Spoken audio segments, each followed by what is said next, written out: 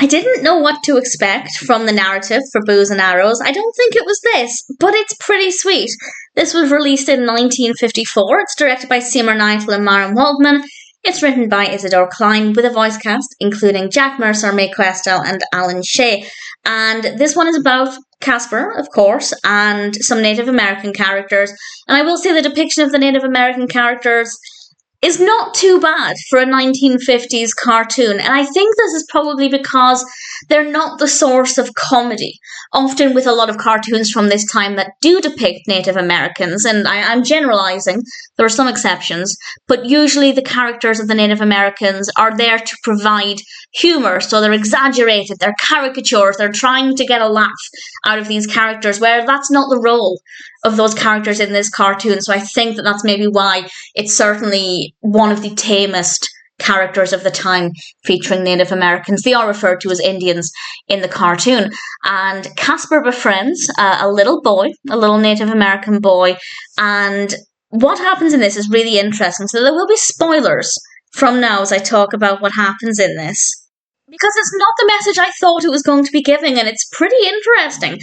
Casper and Little Feather, as he is called, are playing together, and Little Feather wants to shoot some animals with a bow and arrow, and Casper doesn't want to see these animals getting hurt. And I wasn't expecting an anti-hunting message. And obviously, hunting is different for different societies and different people. Hunting now is very different to the needs of hunting back in the day. But Casper still doesn't want them to hunt the animals. And every time Little Feather launches an arrow, Casper makes himself invisible and stops the arrow just as it's about to hit the animals. And I wasn't expecting that. I really wasn't. I was really impressed by that. And I think it worked really well. That's not to say that this desire to hunt makes Little Feather unlikable, because it absolutely doesn't. He is a really fun, likable character with a really great personality. And he's the same size as Casper, and seeing them playing together is really sweet. And then Casper's role, of course, was really fascinating.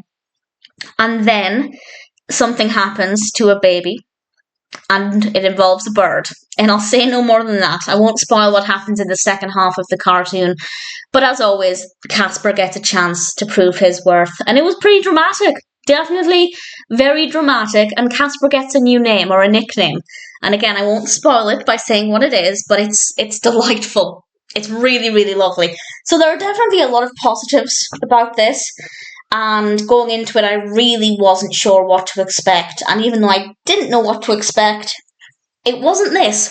and I'm pleased with that, because it was really quite delightful. The animation quality is really nice. The pacing of the narrative is very good. Definitely a decent cartoon. If you're a fan of Casper and you haven't seen Bows and Arrows, I'd say it's one that's definitely worth checking out.